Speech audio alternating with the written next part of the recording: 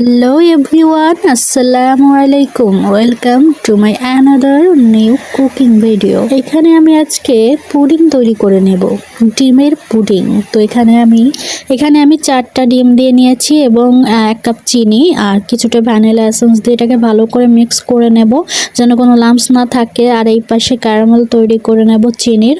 তো এখানে ক্যারামেল তৈরি করেছিলাম বাট কম পড়ে গিয়েছে, পরে আবার নতুন করে আমাকে ক্যারামেল তৈরি করে নিতে হয়েছে। তারপরে এই যে দুধ আমি সুন্দরভাবে ঘন করে নিয়েছি, কতটা মোটা সর পড়েছে।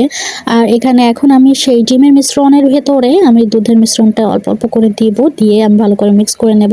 তো আপনার দুধের যদি ঘনত্ব কম হয়, দুধ যদি পাতলা থাকে, সেক্ষেত্রে ডিমের পরিমাণ কিন্তু বেশি দিতে হবে। আমার দুধের পরিমাণ মিডিয়াম ছিল, ভালোই ছিল, একেবারে পাতলাও না একেবারে ঘনও না, কারণ আমি 4টা ডিম দিয়েছি। আমার দুধের ঘনত্ব যদি অনেক বেশি ঘন থাকতো, সেক্ষেত্রে আমি 3টা ডিম দিয়ে করতে পারতাম। বেশি ডিম বা বেশি পরিমাণ দুধ দিলেই যে পুডিং সুন্দর হয়, ভালো হয়, তা কিন্তু না। তো এটা আমি রাইস কুকারে আপনার পানি দিয়ে তার ভেতরে একটা বাটি প্রথমে বসিয়ে দিয়েছি, সেকেন্ড বাটিটা দিলাম। তো আমি 2টা বাটিতে করে নিয়েছিলাম। আর এই যে কাঠি দিয়ে চেক করে দেখলাম, তো এটা তৈরি হতে আমার বেশি সময় লাগেনি, হাফ অ্যান আওয়ারের ভেতরে হয়ে গেছে। তো পুডিং তৈরি করতে আমরা সবাই পারি না তা না, বাট একজন একক সিস্টেমে বা এক নিয়মে করে। আপনি পারফেক্ট নিয়মে যদি এইভাবে করেন, তাহলে আপনার পুডিংটা অবশ্যই সঠিক হবে। এবং আমার পুডিংটা দেখেন কত সুন্দর কালার এসেছে, প্লাস হচ্ছে পুডিংটা খেতে কিন্তু অনেক মজা হয়েছিল। প্লাস এই পাশ থেকে একটু ভেঙে গেছে আর কি।